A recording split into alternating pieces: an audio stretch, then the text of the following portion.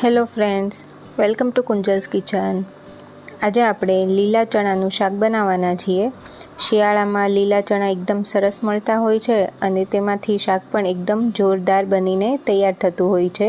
તો આજની રેસીપી જો તમને ગમે તો વિડીયોને લાઈક કરી ચેનલને સબસ્ક્રાઈબ કરજો.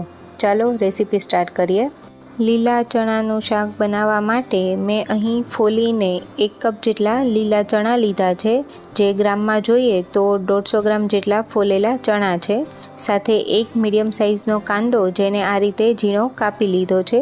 સાથે 2 મીડિયમ સાઇઝના ટામેટાને મેં ચીલી કટરમાં કટ કરીને લીધા છે. તો પેસ્ટની જગ્યાએ આપણે આ રીતે કટ કરીને લેવાના છે.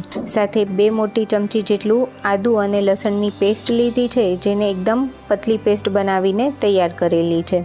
સાથે થોડી કોથમીર લીધી છે.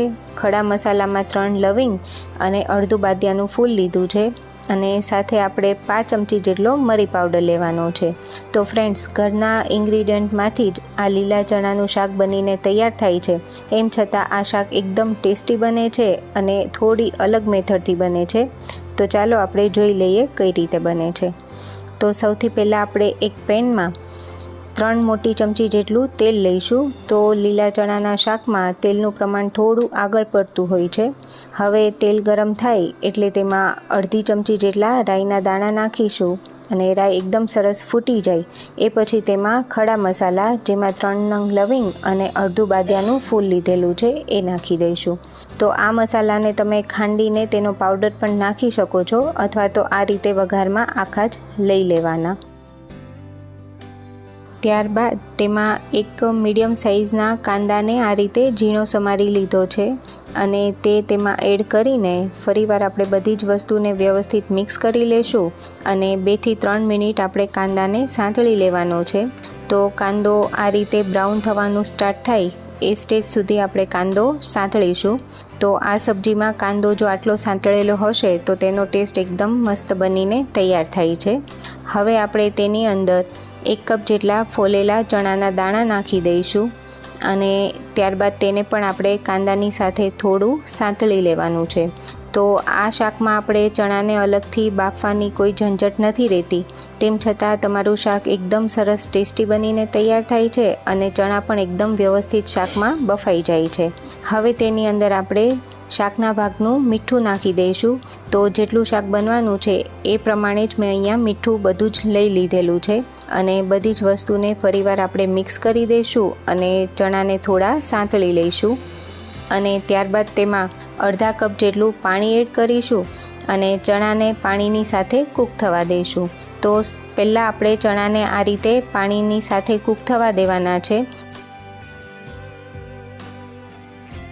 તો 2 થી 3 મિનિટ જેવું ચણાને આપણે આ રીતે ખુલ્લા જ પાણીની સાથે કૂક થવા દઈશું.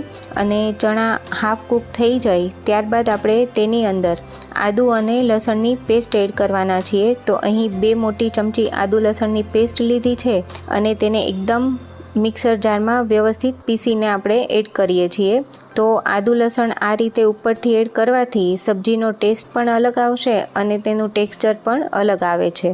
તો આદુ લસણને પણ થોડી વાર કૂક કરી લઈશું અને તેને પણ એકદમ વ્યવસ્થિત કૂક કરવાનું છે, જેથી આદુ લસણનો કાચો ટેસ્ટ ના આવે. અને 2 થી 3 મિનિટ સાંતળી લીધા બાદ હવે આપણે તેની અંદર મસાલા કરી લઈશું. તો તેમાં સૌથી પહેલાં 2 મોટી ચમચી જેટલું લાલ મરચું પાવડર નાખીશું. તો આ લાલ મરચું પાવડર થોડું ઓછું તીખું છે એટલે હું 2 મોટી ચમચી લઈ રહી છું. તમે તીખાશ તમારી ઈચ્છા પ્રમાણે વધારે ઓછી કરી શકો છો. હવે તેમાં એકદમ ઓછો હળદર પાવડર, 1.5 ચમચી જેટલું ધાણા જીરું પાવડર અને સાથે 5 ચમચી જેટલો ગરમ મસાલો નાખીશું. અને છેલ્લે તેમાં આપણે 5 ચમચી જેટલો મરી પાવડર નાખીશું અને બધી જ વસ્તુને વ્યવસ્થિત રીતે મિક્સ કરી દઈશું. તો અત્યારે જોઈ શકાય છે કે જે આપણે પાણી નાખ્યું હતું ચણામાં તે એકદમ જ બળી ગયું છે. અને હવે આપણે ચણા અને મસાલાને તેલમાં થોડા આ રીતે સાંતળી લેવાના છે, જેથી મસાલા પણ એકદમ સરસ પ્રોપર કૂક થઈ જાય અને ચણામાં તેની ફ્લેવર પણ વ્યવસ્થિત બેસી જાય. અને ત્યારબાદ આપણે તેની અંદર અડધા કપ જેટલું પાણી નાખીશું અને ફરીવાર આપણે ચણાને પાણી સાથે થોડી વાર માટે કૂક કરી લેવાનું છે. બધી જ વસ્તુને વ્યવસ્થિત મિક્સ કરી લઈશું અને આપણે 2 થી 3 મિનિટ જેવું કૂક થવા દઈશું। તો અત્યારે જોઈ શકાય છે કે તેલ થોડું છૂટું પડી ગયું છે અને ચણા થોડા કૂક થઈ ગયા છે। હવે આ સ્ટેજ પર આપણે તેની અંદર 2 મીડિયમ સાઇઝના ટામેટાને આ રીતે ચીલી કટરમાં કટ કરીને હું લઈ રહી છું। તમે છીણીથી પણ છીણીને લઈ શકો છો, પણ મિક્સર જારમાં પેસ્ટ કરીને નથી લેવાનું, નહીંતર શાકનું ટેક્સચર બરાબર નહીં આવે। હવે બધી જ વસ્તુને વ્યવસ્થિત મિક્સ કરી લઈશું અને ટામેટાને પણ થોડા કૂક થવા દઈશું। એ પછી તેમાં અડધી ચમચી જેટલો આપણે ગોળ નાખીશું, જેથી ટામેટાની ખટાશ થોડી બેલેન્સ થઈ જાય। ત્યારબાદ ફરીવાર આપણે બધું મિક્સ કરી લેવાનું છે અને હવે આપણે તેની અંદર થોડા લીલા ધાણા નાખીશું અને 1.5 ગ્લાસ જેટલું પાણી નાખીશું અને આ રીતે બધું જ વ્યવસ્થિત મિક્સ કરી લઈશું અને એક ઉભરો આવે ત્યાં સુધી ઉકાળીને પછી આપણે તેને ઢાંકણ ઢાંકીને 15 થી 20 મિનિટ સુધી એકદમ સ્લો ફ્લેમ પર શાકને કૂક થવા દઈશું। તો હવે 15-20 મિનિટ જેવો ટાઈમ થઈ ગયો છે, તો શાક ચેક કરીને જોઈએ તો આપણું શાક એકદમ પરફેક્ટ બનીને તૈયાર થઈ ગયું છે અને તેને આપણે એકવાર વ્યવસ્થિત મિક્સ કરી લઈશું। અને આ સ્ટેજ પર હું તમને ચણા ચેક કરીને બતાવું તો જોઈ શકાય છે કે ચણા પણ એકદમ સરસ કૂક થઈ ગયા છે। હવે લાસ્ટમાં આપણે તેની અંદર 5 ચમચી જેટલો ગરમ મસાલો નાખીશું અને 2 થી 3 મોટી ચમચી જેટલા લીલા ધાણા નાખીશું। તો આ રીતે ઉપરથી ગરમ મસાલો અને લીલા ધાણા નાખવાથી શાકનો ટેસ્ટ એકદમ ચટપટો બનીને તૈયાર થાય છે। હવે બધી જ વસ્તુને મિક્સ કરી લઈએ અને ગેસની ફ્લેમ બંધ કરી દઈશું। તો ગરમા ગરમ અને ચટાકેદાર એવું લીલા ચણાનું શાક બનીને તૈયાર છે। તેને આપણે જુવાર બાજરીના રોટલા સાથે સર્વ કરીશું। આ શાકમાં બાજરીના રોટલાને ચોળીને ખવાતો હોય છે, જેથી આટલો રસો રાખવામાં આવે છે। જો તમારે રોટલી અથવા તો પરાઠા સાથે શાક સર્વ કરવું હોય તો તમે થોડો ઓછો રસો રાખો તો પણ ચાલે। તો ફ્રેન્ડ્સ, ઘરે એકવાર ચોક્કસથી ટ્રાય કરવા જેવું આ શાક છે।